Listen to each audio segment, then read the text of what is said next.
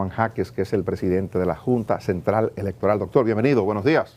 Muy buenos días a este equipo de profesionales muy admirado de nuestra parte y muchas gracias por la invitación y muy contento de compartir con ustedes temas vinculados a la Junta Central Electoral. Decíamos ahorita la Junta ha tenido la iniciativa de hablar sobre dos temas que han surgido en el marco del diálogo que está convocando el gobierno, que es la modificación posible del Código Electoral, la modificación de la Ley de Partidos y Agrupaciones Políticas. Antes de irnos a esa parte, quisiera que usted socialice con el público que nos ve un tema importante para la vida de la Junta y es la parte económica.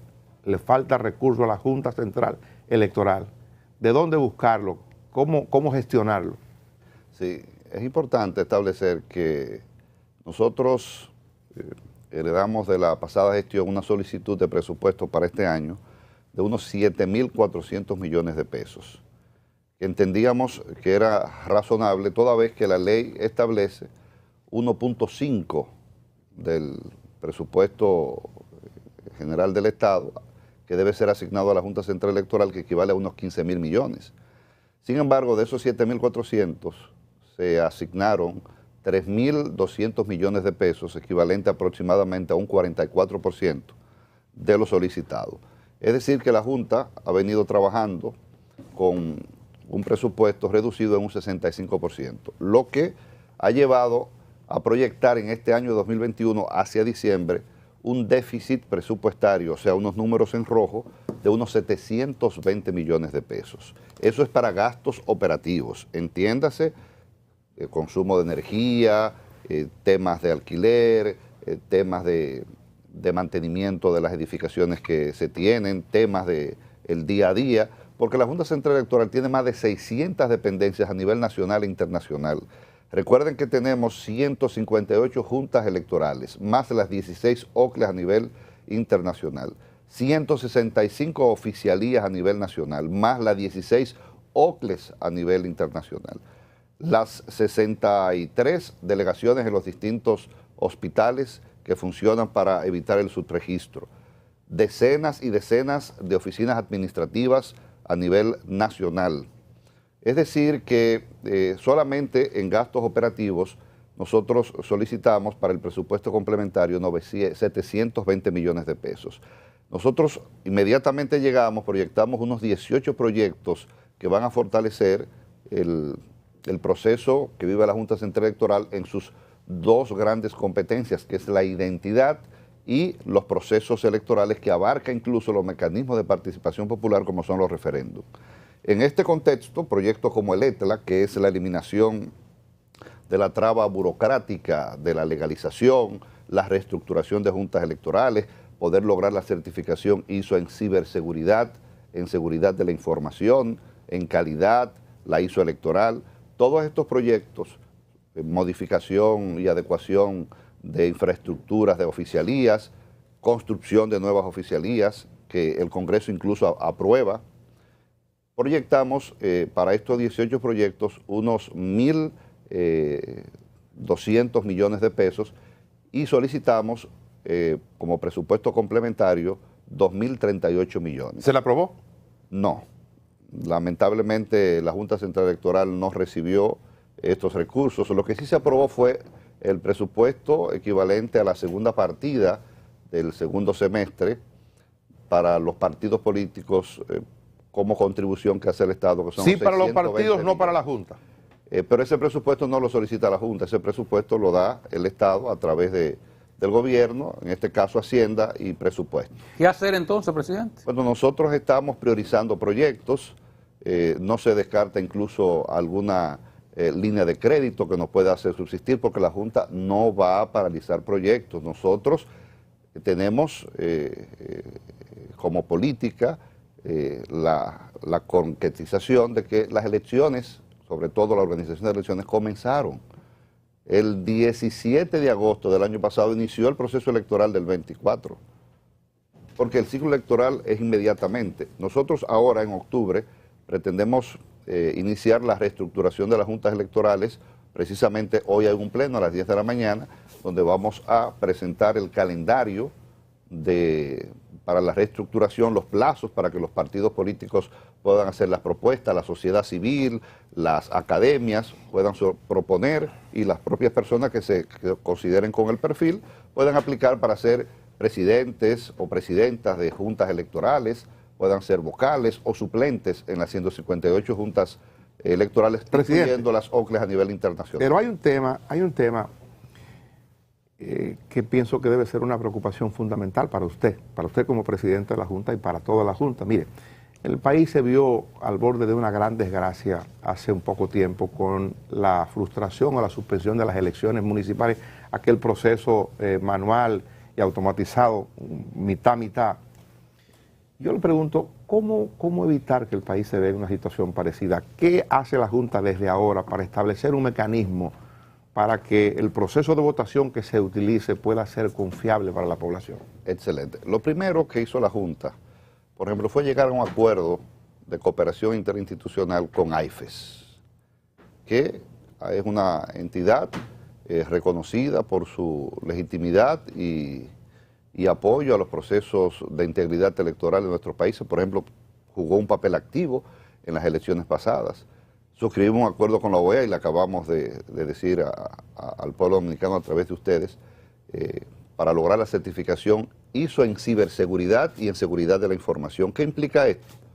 Que cualquier proceso de votación que elija la Junta Central Electoral, según lo que establece la ley, que pueda automatizarse o no, pero en cualquier escenario, esta certificación ISO con estándares internacionales nos va a obligar a hacer lo siguiente: simulacro, auditoría, simulacro, auditoría, con la veeduría y la integración de los distintos delegados técnicos de los partidos políticos y de la sociedad. Pero no dejar esto a último minuto. Por eso decimos, nosotros necesitamos $400,000 que no tenemos para poder suscribir un acuerdo para la consultoría que la OEA nos facilita, porque hay una contrapartida que debemos dar. Entonces son 4 certificaciones. Por ejemplo, esa de ciberseguridad y seguridad de la información no solo imparte el proceso electoral en su integridad, sino también el registro civil. La ISO 54001, que tiene que ver con la certificación electoral, va a certificar a la Junta Central Electoral en 8 renglones de calidad en los procesos electorales. Desde el sufragio activo y pasivo, la participación política de la mujer, la participación y involucramiento de las personas con discapacidad, que no haya discriminación por este tipo de condiciones, facilitar y hacer recintos modelos para que las personas con discapacidad puedan votar, el voto penitenciario, porque hay personas que simplemente... No se pudo aplicar en esta última elección. O sea, todo esto incluso se ha implementado en pasadas elecciones, pero todo esto ha sido descontinuado. Le quiero preguntar si hay algún modelo, ya digamos que desde el punto de vista de la celebración de las elecciones, el escrutinio, si hay algún modelo que usted en lo particular prefiera, si vamos a la automatización total o si nos vamos con el esquema que se votó ahora. Nosotros como Junta Central Electoral hemos dicho que ese es un tema que hay que discutirlo con los partidos políticos. Buscaremos el método que más le convenga a la integridad electoral. Pero yo creo que el momento ahora hay otros elementos. Nosotros, por ejemplo, en la propuesta de reforma que estamos haciendo, no tocamos ese artículo que habla sobre... ¿Qué dice el artículo? Que la Junta Central Electoral tendrá la facultad de usar mecanismos de automatización en el proceso de votación. Presidente, un cafecito Santo Domingo para usted. Café del bueno, ahí lo tiene. Muchas gracias, señorita. Presidente, en ese caso de la reforma a la ley electoral, ustedes han hecho una propuesta que está en discusión, en el diálogo, pero quiero particularizar el tema del financiamiento. Ahora con esta operación por el denominado Falcón, ha brotado una serie de aspectos relativos al financiamiento de la política desde el crimen organizado y el narcotráfico. ¿Ustedes contemplan algún fortalecimiento en el proyecto de ley que han depositado? Y su opinión sobre una propuesta que hace el doctor Carlos Salcedo, que la vi en la prensa hoy, de hacer de los partidos políticos sujetos obligados dentro del marco de la ley de lavado para poder garantizar que ellos mismos fiscalicen el financiamiento que reciben sus candidatos. Lo primero es, ¿qué hay ahora? Sí. En la ley vigente. En la ley vigente encontramos una unidad de fiscalización que a su vez depende de la dirección financiera de la Junta Central Electoral, que a su vez reporta al Pleno. Nosotros inmediatamente llegamos, cambiamos esto. Creamos a esa unidad le dimos la condición de dirección y que despache directamente con el Pleno, una dirección. Segundo, ahí mismo dijimos que esa unidad de fiscalización no podía exclusivamente fiscalizar el año electoral, había que fiscalizar todos los años e incluso mensualmente. De ahí que mensualmente se fiscaliza y los partidos reportan. Ahora bien, en lo que tiene que ver... Eso solamente fiscaliza, discúlpeme, presidente, a los fondos que el Estado entrega. El Estado entrega. Eso es con relación al financiamiento público. Que por cierto hacemos la propuesta porque no hay un monto especificado en la ley. En la ley anterior, la ley de hace 20 años, sí se establecía un cuarto para años no electorales y un medio para años electorales. Incluso la OEA recomienda en su observación que esto no puede quedar a la discrecionalidad del Poder Ejecutivo designar los montos específicos que deben estar especificados en la ley. La Junta propone que sea un cuarto para los años no electorales y un medio para el año electoral. Eso transparenta por lo menos la asignación que debe hacer el Estado de los recursos a los partidos políticos. Ahora, con relación al financiamiento privado, porque aquí es mixto, la ley establece topes actualmente, unos topes muy altos que no tienen ningún tipo de consecuencia a la hora de su violación. Y segundo, por ejemplo, las informaciones que manejamos de nuestra dirección de fiscalización es que prácticamente los candidatos en las elecciones pasadas fueron muy pocos los que rindieron informe con relación al tope. Nosotros proponemos, en el caso de los topes, reducirlos en la pre-campaña en un 75% y reducirlo en la campaña en un 65%. Por ejemplo, si fuese un candidato presidencial, el tope sería en una pre-campaña de aproximadamente unos 500 millones de pesos. Nosotros proponemos reducirlo a aproximadamente unos 200 millones de pesos. Pero también se reduce el tiempo de la campaña de 115 días a 60 días. Ya en la campaña, entonces proponemos 65% de reducción. Pasaría de 900 millones de pesos aproximadamente a unos 400 millones de pesos. Eso es como propuesta de la Junta, para modificar esto. Para modificar esto. Pero pudiera, o sea, usted sabrá que eso va a tener la oposición de los partidos. Usted sabrá también... Pero hay una realidad que estamos viviendo. Hay una realidad que estamos viviendo. Los partidos le dirán que hay una realidad y es que los espacios de televisión son más caros, que las cuñas de radio son más caras, que las vallas subieron. Pero es que hay una doble partida, recuerde. Es que usted va a recibir fondos del Estado y estos son los gastos que hacen individualmente los candidatos o candidatas para su pre-campaña y campaña, que normalmente se agencian de esa contribución privada. Ahora bien, esa fiscalización debe ser, según nuestra propuesta de ley, cada 2 semanas a partir de la proclama, con un registro y con un software de contabilidad y de auditoría que debe ser estandarizado. Incluso partidos políticos, la mayoría que han ido allá dicen, nosotros estamos totalmente de acuerdo en ser fiscalizados y que haya un programa estandarizado que puede ser con el auxilio, el apoyo de cualquiera de estos ¿Y qué sanciones propondrían a la violación? Las sanciones a la violación de los topes. Primero, y son indistintos. Sería eso, sería una ley de topes. No, la ley electoral. Topes. La actual ley establece topes, lo único que no establece sanciones al que viola los topes. No hay medida punitiva. Y son topes muy grandes. Y topes muy altos. Entonces, el que no hace el reporte, que ojalá sea un reporte digital, porque la documentación se borra normalmente. Nosotros tuvimos una reunión la semana pasada con el Pleno de la Cámara de Cuentas y estuvimos hablando sobre estos temas. Muy interesante reunión.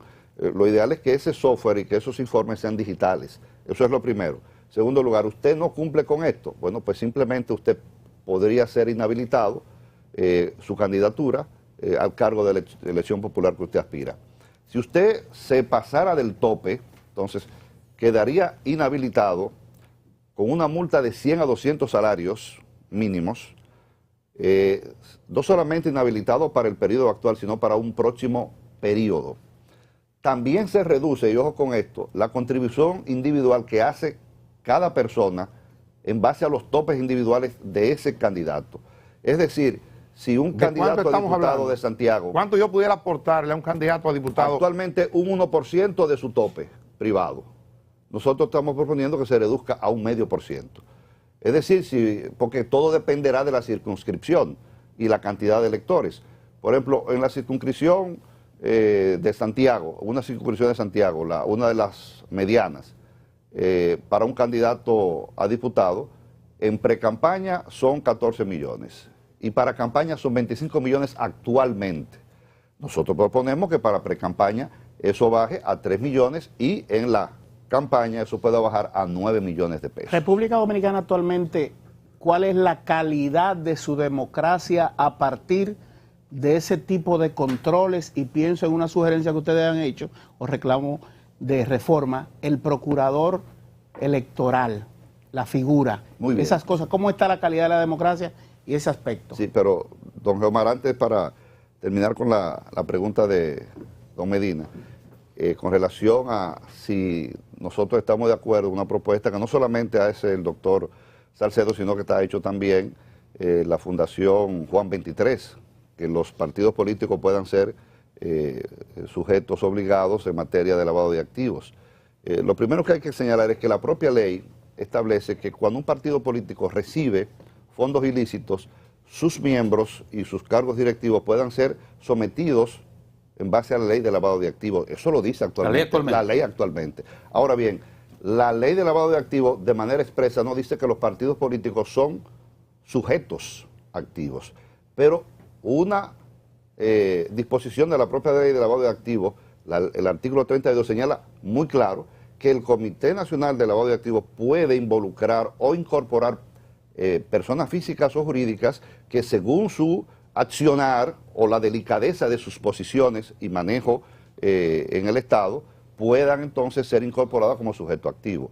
Creo que, por ejemplo, Compras y Contrataciones, en su propuesta de modificación a la ley, hace referencia a que los partidos políticos puedan ser fiscalizados de una manera más directa en cuanto a las compras y contrataciones que hagan y que esto recaiga desde luego a una fiscalización por parte de la Junta Central Electoral. Ahora, de manera particular, el Pleno no ha propuesto esto. Sí, de manera institucional el Pleno no lo ha propuesto. Ahora, de manera particular, en el 2014 nosotros, como decano, que actualmente estamos fungiendo en licencia, pero hicimos esa propuesta de que los partidos pudiesen ser valorados como sujetos activos contra el lavado de activos. Presidente, ¿usted está de acuerdo con la reforma de la Constitución? Fíjese bien, lo primero es que nuestra propuesta legislativa, don Geomar, disculpe. No se preocupe. Sí, ¿Puede responder las dos? Sí, se responde ahí las dos. Sí. Mátalo nuestra juntos. propuesta de modificación, adecuación, no impacta la Constitución. Nosotros lo que hemos hecho es que hemos adecuado nuestra propuesta a sentencias del Tribunal Constitucional, sentencias del Tribunal Superior Electoral, sentencias del Tribunal Superior Administrativo y la visualización que como Junta Central Electoral tenemos de muchos aspectos que entendemos van a fortalecer la democracia y sobre todo de los informes de OEA y de la Unión Interamericana de Organismos Electorales, UNIORE. Yo particularmente estimo que la Constitución de República Dominicana es una constitución rígida, de los modelos, y que la Constitución a veces hay que dejarla descansar. Con relación al tema del Ministerio Público Electoral, nosotros en la propuesta a la ley de partidos, agrupaciones y movimientos políticos estamos haciendo propuestas de modificación en 40 artículos, en la ley de régimen electoral en 67, y ahí se incluye un capítulo que abarca como 25 artículos exclusivamente el Ministerio Público Electoral. ¿Qué se propone? Que no sea una unidad especializada. Una unidad especializada en el contexto orgánico del Ministerio Público depende de la Dirección de Persecución, y la Dirección de Persecución depende a su vez del Procurador o Procuradora General de la República. Entonces, no hay una independencia per se del Ministerio Público Electoral. ¿Qué proponemos? Que ese Ministerio Público Electoral sea propuesto a través de un concurso público que coordine el Consejo Superior del Ministerio Público entre los Procuradores Generales Adjuntos de carrera y los Procuradores de Corte de Apelación. Que de ahí salga él o el Ministerio Público Electoral, que tendrá competencia nacional y que sus adjuntos, que serán 5, sean los que obtengan los primeros lugares a partir de su designación. Si compitieron 10, el primero será, o la primera, será el Ministerio Público Electoral y los restantes 5 serán adjuntos de ella. Ahora, a nivel de provincia, que se llame un concurso, y eso está proponiendo por la Junta Central Electoral, para que se elija 2 fiscales para que representen en el tema electoral en cada provincia, con la siguiente condición: en el año no electoral, con la doble función, la electoral, porque un delito electoral puede ocurrir en cualquier etapa del proceso, incluso en años no electorales, y con su función de Ministerio Público. Ahora, en el año electoral, única y exclusivamente que se dediquen a la persecución, investigación y el proceso de acusación de los crímenes y delitos electorales. Antes de que se nos vaya, que el tiempo se nos termina, Sí. mire, algunos partidos políticos han planteado la modificación de alguna cuestión de la legislación electoral con relación a la escogencia de los candidatos, sobre todo a la escogencia del candidato presidencial. Ahora se acuerda que en octubre del año anterior a las elecciones debe elegirse el candidato presidencial. Entonces quieren que eso se pueda adelantar. ¿Usted qué opina sobre eso? Los plazos electorales del calendario, eso no, si se hace en septiembre, lo importante es que la ley sea clara y que establezca por ley las fechas establecidas y que no quede discreción de la Junta Central Electoral. Si las primarias van a ser en julio, bueno, pues que la ley diga que es en julio, lo que implicará que entonces la pre-campaña se va a bajar hacia abril, hacia mayo, lo que implicará que la República Dominicana entonces viva procesos electorales con mucha antelación y campañas con mucha O antelación. sea, adelantarla no sería problema. No, desde el O punto de dejarlo como está un poco. tampoco es problema. Doctor, gracias por acompañarnos. Nosotros, nuestro papel es el principio de legalidad. Gracias por acompañarnos. Mucha suerte. Gracias a ustedes. Gracias al doctor Muchas bendiciones. Román Jaque, presidente de la Junta Central Electoral. A ustedes gracias. Igual mañana de vuelta a partir de las 5 de la madrugada.